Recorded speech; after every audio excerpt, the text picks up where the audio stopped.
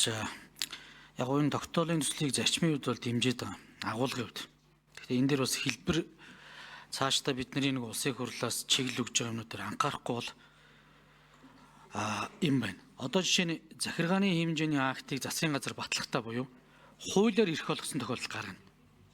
Аливаа бизнесийн үйл ажиллагаанд хязгаарлалт тогтоогч байгаа. Тэгээ энэ хоёрдугаар залтаар чи ингээд тогтоолоор хязгаарлалт өгөх гэдэг шүү дээ. Тэгээ бид энийг чи баахан одоо би хэрүүлтэ уралдаа нэг хууль тогтоомжийн үйл ярьж байхад энийг л яриад байсан шүү дээ. Тэгээ байнгын орон дээр ингээд зарчмаа алдагдуулаад агуулгын зөв боловч хэлбэр нь буруу. Тэгэд ийм байдлаар яваад иж болох уугүй. Энийг би нөгөө энэ байнгын ороо биш. Гэхдээ чуулган дээр орж ирээд хэрүүл хийж их наан засаасаа гэж бодоод орж ирээд хэлж байгаа.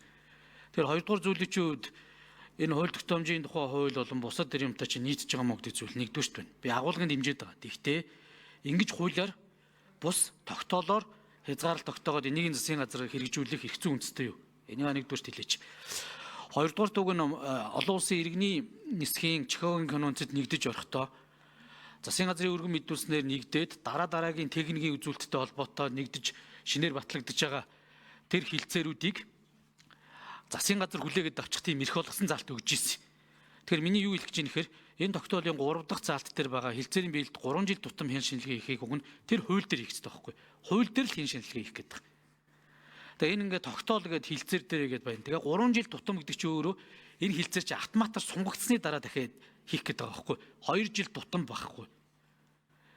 Тэгээ энэ заалттай холбоотойгоор магадгүй энэ нөгөө хилцэх улсын хурлын чуулганы уралдааны дэгийн тухай хууль дээр ийм төрлийн асуудлыг хилцэх ерөнхийдэг байгаа.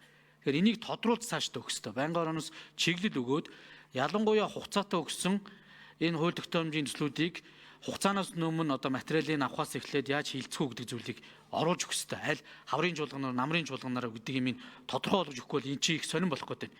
Нөгөө хилцээр маань 3 жилийн хугацаатай 3 жилийн дотор автоматар сунгагдана. Дараа нь талууд одоо гарлаа гэж мэдэгдэхгүй бол.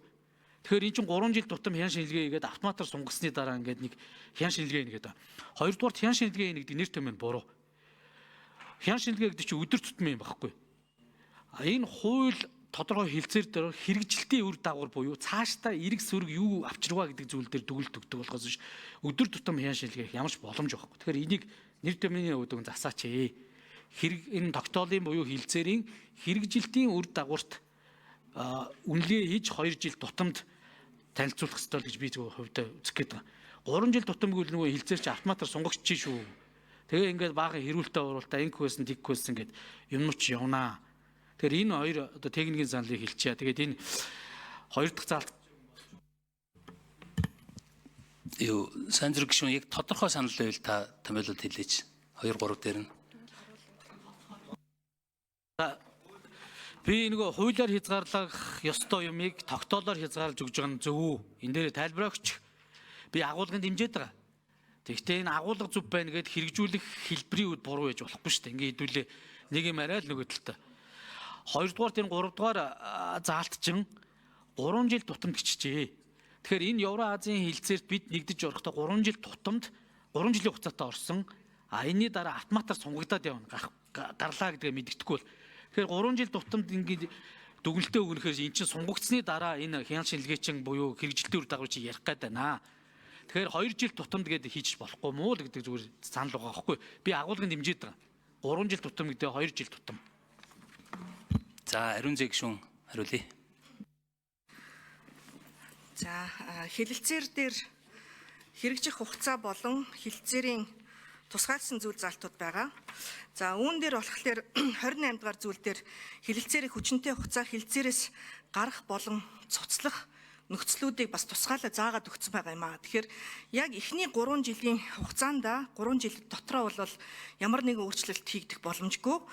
За 4 дахь жилээсээ эхний одоо хэлэлцээр хүчин төгөлдөр мөрдөж эхэлсэн эхний 3 жилийн хугацаа дууснаас хойш 1 жилийн дотор талуудын хоорондын худалдааны ихэнх хэсэгт хамаарах татварын болон худалдааны бусад хязгаарлалтыг арилгах худалдааг хөнгөвчлөх зорилгоор энэхүү хэлэлцээрийг хянан үзнэ гэд одоо хэлэлцээр дээр заагаад өгсөн заалт байгаа аахгүй.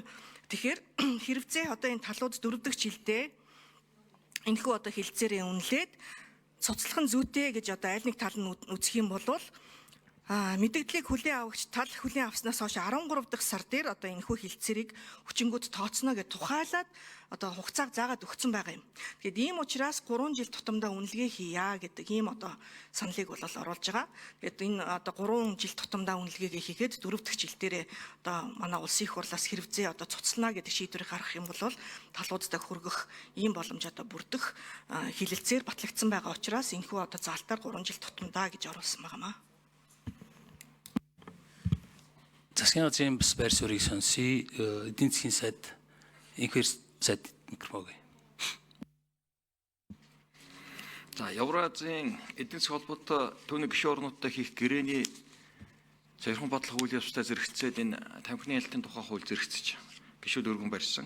За энэтэй холбоотойгоор тамхины одоо татвартай холбоотой зохицуулт зөрчил үүсэж байгаа.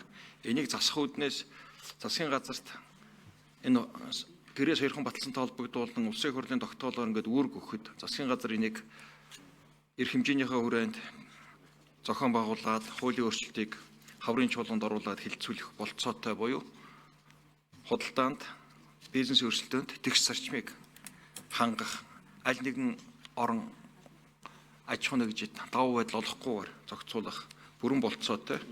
Тэр хилцээний биелэлтэй 3 жил тутам хяналт шинжилгээ үнэлгээ хийгээд их хурл танилцуулна гэдэг нь өөрөө хоёр талаасаа ажлын хэсэг хороод ажиллана. Энэ бол байнгын үнэлгээ, тогтмол үнэлгээ хийгдэж явна. Жил болгон хийгдэл явна. Энэ нэгэнд хийж байгаа ажил энэ дээр их хурл танилцуул, өн дотор аюулгүй гадаад болгон байнга ороонд гэрээний хэрэгжлийг танилцуул гэдэг үүрэг өгвөл бид жил болгон үр дүн танилцуулаад яваад ах болцоотой.